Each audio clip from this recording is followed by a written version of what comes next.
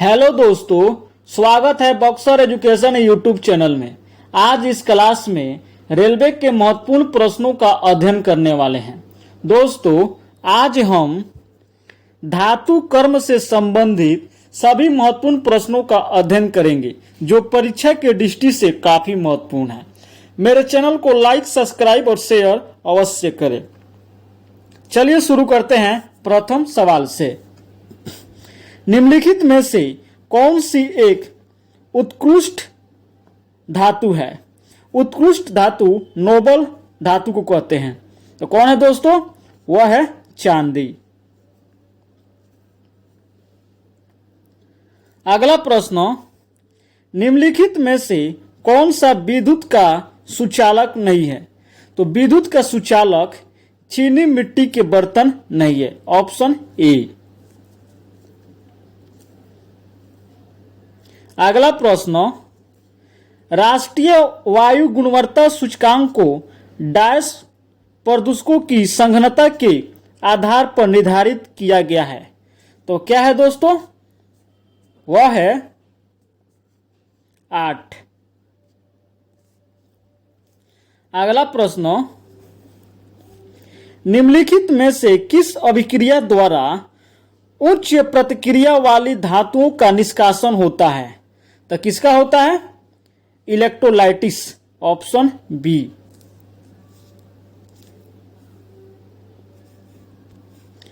निम्नलिखित में से कौन सी धातु केरोसिन तेल में संग्रहित होती है? तो कौन संग्रहित होती है? सोडियम को केरोसिन तेल में संग्रहित करते हैं।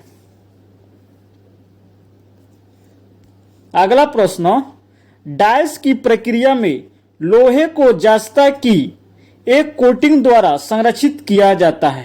तो वह कौन प्रक्रिया है दोस्तों? गैल्वेनाइजेशन अभिक्रिया। Option C. निम्न में से कौन सी धातु सबसे अधिक आघातवधनीय है? तो कौन है दोस्तों? एजी। निम्न में से किस धातु को चाकू द्वारा आसानी से काटा नहीं जा सकता? तो किसे चाकू से आसानी से नहीं काट सकते? एल्युमिनियम को। Option C. अगला प्रश्न, डाइस उभयधर्मी प्रकृति का होता है। तो उभयधर्मी प्रकृति का जिंक ऑक्साइड है, ZnO है। हमारी जरूरतों के अनुसार धातु को अलग अलग आकार दिए जा सकते हैं क्योंकि उनमें से निम्न में से कौन से गुण हैं?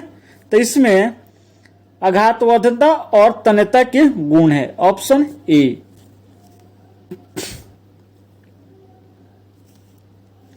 निम्नलिखित में से कौन सी धातु उच्च तापमान पर भी ऑक्सीजन के साथ प्रतिक्रिया नहीं करती है?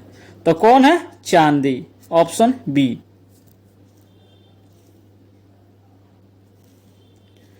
लोहे को कठोर और मजबूत बनाने के लिए निम्न में से उसमें क्या मिलाया जाता है? तो उसमें कार्बन मिलाया जाता है।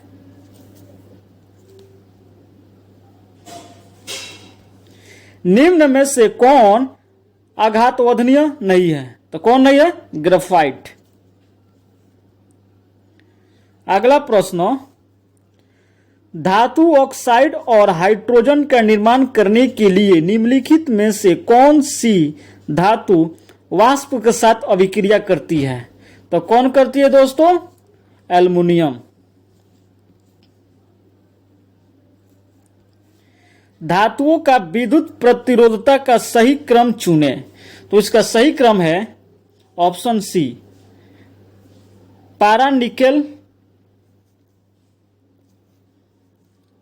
अगला प्रश्न, उस पद की पहचान करें जो निम्नलिखित समूहों से संबंधित नहीं है। तो कौन संबंधित नहीं है? प्लैटिनम।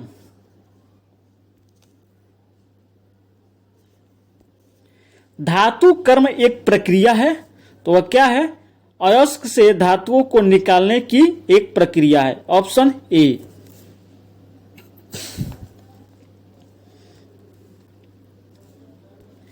यदि पानी का घनत्व 10 के पावर 3 केजी प्रति घन मीटर है और धातु का घनत्व 8.5 गुना 10 के पावर 3 केजी प्रति घन मीटर है, तो धातु की सापेक्ष घनत्व डैश है, तो इसका सापेक्ष घनत्व 8.5 है। निम्नलिखित में से कौन सा समीकरण किसी ढांचागत रासायनिक समीकरण को निरूपित करता है? तो वह कौन है? वह है option A, Mg plus oxygen मिलकर मैग्नीशियम ऑक्साइड का निर्माण करता है। पानी का क्वथनांक बिंदु कितना है? तो इसका क्वथनांक बिंदु है 100 सेंटीग्रेड। निम्नलिखित में से कौन सी धातु को तेल में रखना आवश्यक होता है? तो तेल में रखना पोटेशियम को आवश्यक होता है। सोडियम को डैश में संग्रहित किया जाता है, तो सोडियम को मिट्टी के तेल में संग्रहित करते हैं। CO का आणविक द्रव्यमान डैश है, इसका आणविक द्रव्यमान कितना है दोस्तों? 28 है। सोडियम सल्फेट का रासायनिक सूत्र क्या है? तो इसका रासायनिक सूत्र है Na2SO4, ऑप्शन ए। डैश प्रकृति में एक मुक्त तत्व के रूप में कभी नहीं पाया जाता है, तो वह क्या है? कैल्शियम। कौन से तत्व का गलनांक और क्वथनांक सबसे उच्च होता है? तो वह किसका होता है? टंगस्टन का।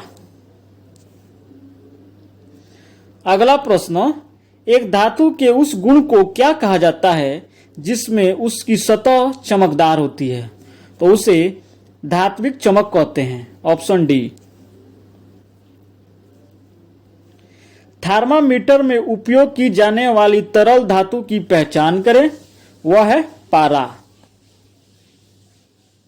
अगला प्रश्न, निम्न में से किसी आघातवरीयता अधिकतम है? तो किसका अधिकतम है?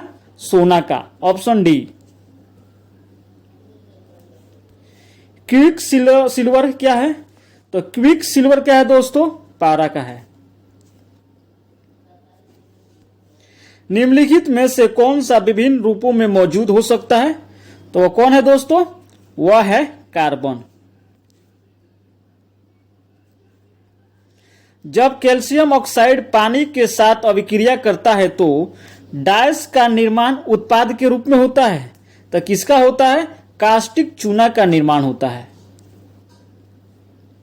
अगला प्रश्न, मुक्त अवस्था या संयुक्त अवस्था क्या होता है? तो मुक्त अवस्था धातुओं की अवस्था होता है, ऑप्शन सी। अगला प्रश्न, निम्न में से किस तत्व को वंडर एलिमेंट के नाम से भी जाना जाता है? तो वह क्या है? टाइटेनियम है, ऑप्शन ए। डैश प्रकृति में मुक्त तत्व के रूप में पाया जाता है, तो प्रकृति में Ag सोना मुक्त अवस्था में पाया जाता है।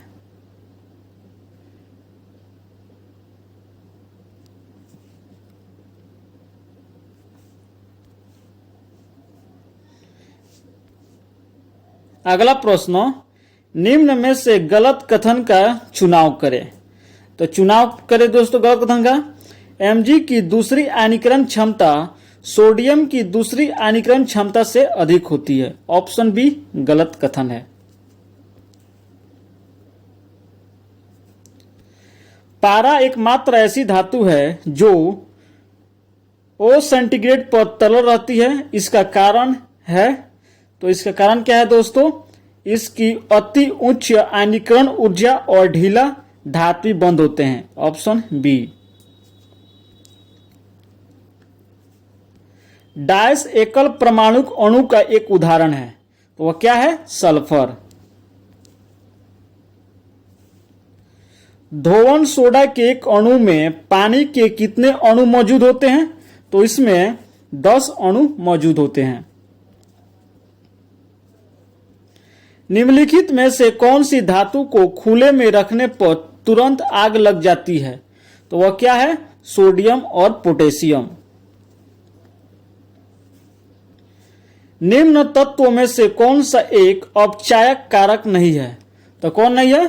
Chlorine, option B. अगला प्रश्न, जलयोजित कॉपर सल्फेट का रासायनिक सूत्र है?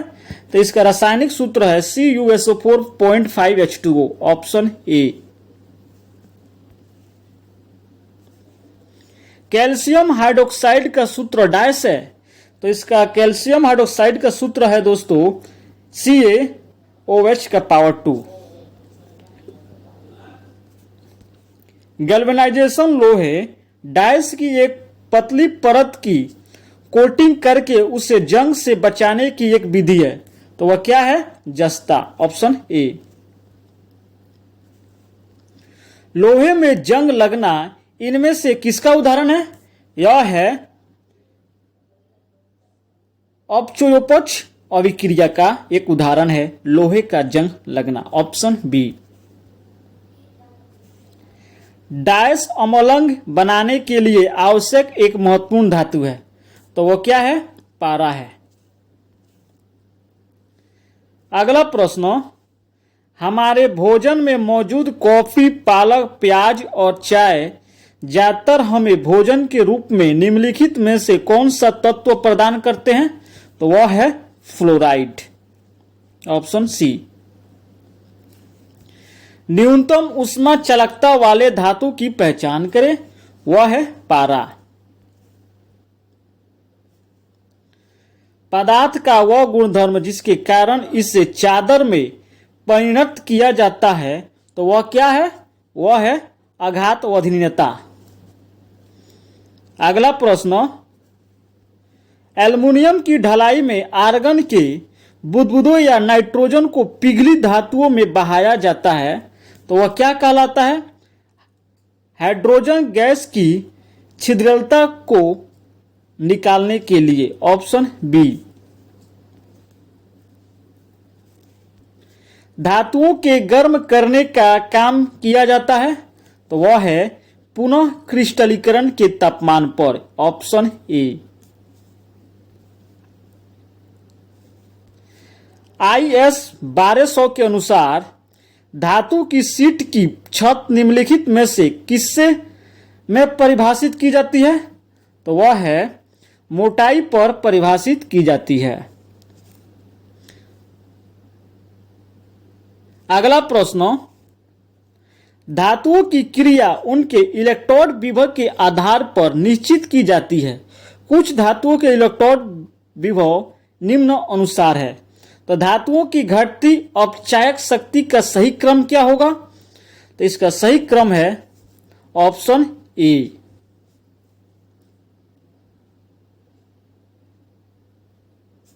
Copper, iron, chromium, magnesium, sodium.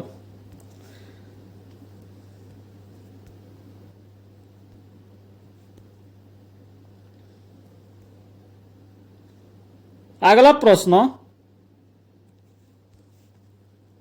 एक धातु को उसके अयस्क से प्राप्त करने के लिए कई प्रकार की धातु कर्मीय अभिक्रियाओं को अपनाया जाता है।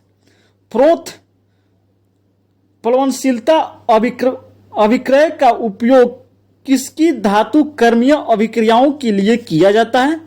तो वह है सल्फाइड अयस्कों का किया जाता है, ऑप्शन सी। अगला प्रश्न, लेड नाइट्रेट को गर्म करने पर इनमें से कौन सा ठोस यौगिक बनता है? तो इसमें PbO ठोस यौगिक बनता है। अगला प्रश्न, लेड नाइट्रेट को पोटेशियम आयोडाइड के साथ मिलाने पर इनमें से कौन सा यौगिक बनता है? तो इनमें से लेड आयोडाइड यौगिक बनता है। धन्यवाद दोस्तों, मेरे चैनल को लाइक, सब्सक्राइब और शेयर अवश्य करें। इसके लिए सदा मैं आपका आभारी रहूंगा। धन्यवाद।